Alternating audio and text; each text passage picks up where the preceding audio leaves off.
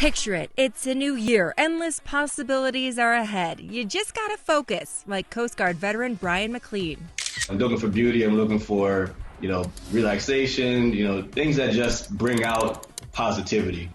His photography has captured beautiful images. The scenery there is just beautiful. I mean, you have wildlife, you have mountains. But his hobby has also developed into something bigger, an escape. It kind of helps me just to focus and have one thing to look at the time and kind of like block out the rest of the world when I'm doing that. And just doing that more often and more often, you just kind of realize, hey, I'm feeling better. Hey, the anxiety I thought I had is just kind of gone all of a sudden, right? And it sure helps when you see it all come together. If you're picturing yourself starting up a new hobby, we have lots of good ideas for you. From running to RC racing, if you're carving out a little time for something fun, you've landed in the right spot. I'm your host, Lindsay Boach. Welcome. This is Good to Know.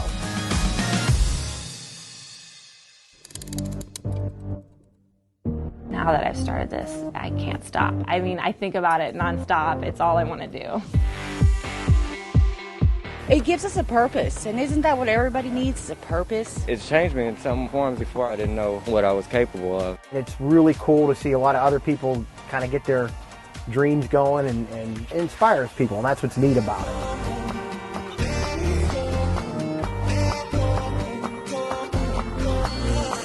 I get joy from the knowing that all them prayers my grandmother said was not in vain. Probably the most rewarding thing that you could ever do. It has been a very challenging year for a lot of people, and to have this hope that's shared and the joy that comes from it, it's pretty amazing.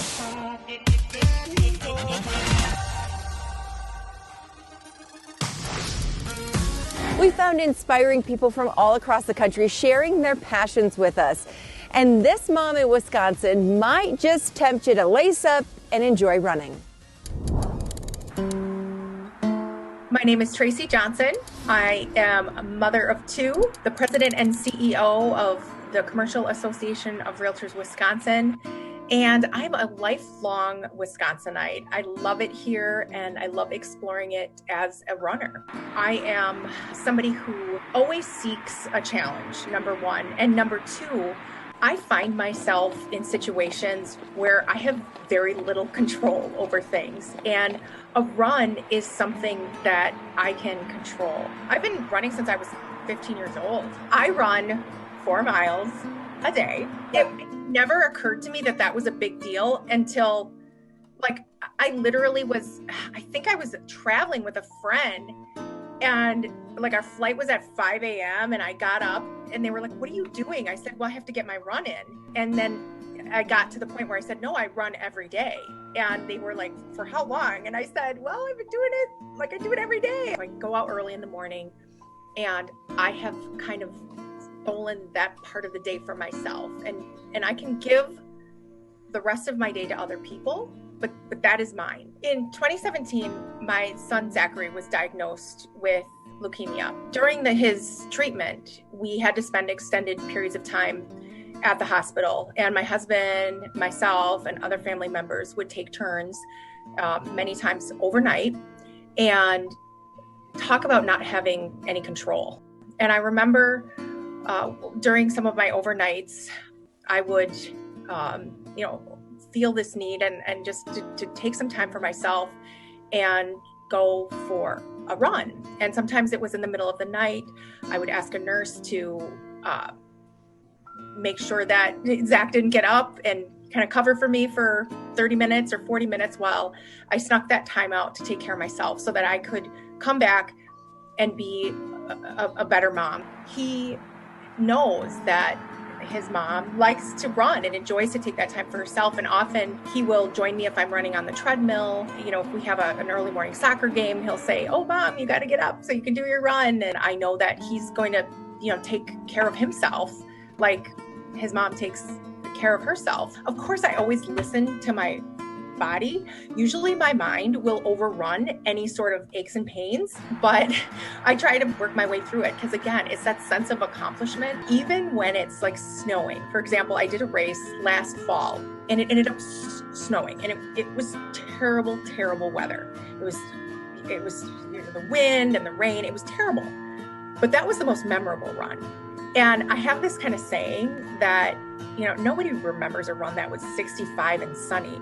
You always remember the rain, the sleet, the cold, the snow, those 110-degree runs. Those are the ones you remember. My advice for new runners is the same advice I would give to people who have been running for years. And it's one run at a time. Doesn't matter if it's 4 miles or 10 miles or 1 mile or a half a mile. While this is such an individual sport, it is actually this huge team of people that encourage each other and, post pictures on social media, and we all applaud each other. And, if that's what you want to do it for, that's great. I've always just said I'm doing this for myself so that I can be a better person for others.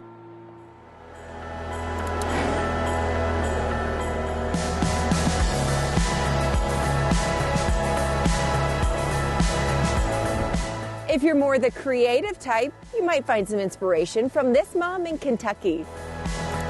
A little of my own twist, I guess. Flipping through the pages of The Ant and the Bear, it looks like the work of a seasoned author and illustrator team. Look at that thing. These illustrations are unbelievable. But the words and pictures on these pages come from emergency room doctor Michael Dodd and his friend, first-time children's book illustrator Kathleen Rayner. I used to be a teacher at Dunbar, actually, at Paul Laurence Dunbar, and I really loved that.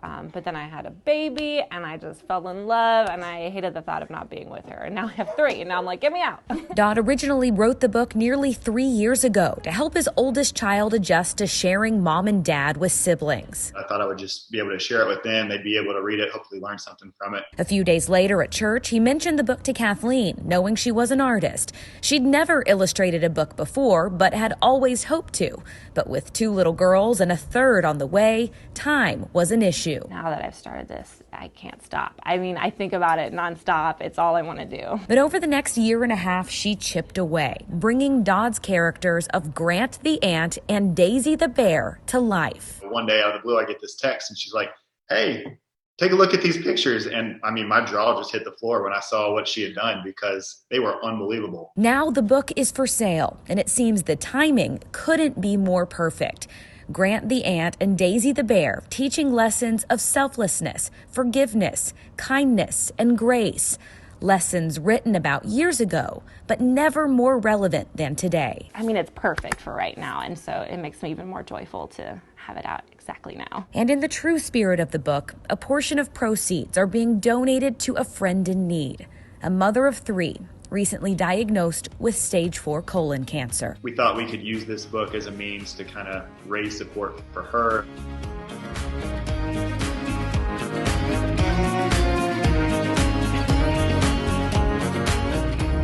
We have so much more to discover today. It's just something that we can do as a group together, and during this time, we can do it social distancing. Fun hobbies, positive people. It's good to know.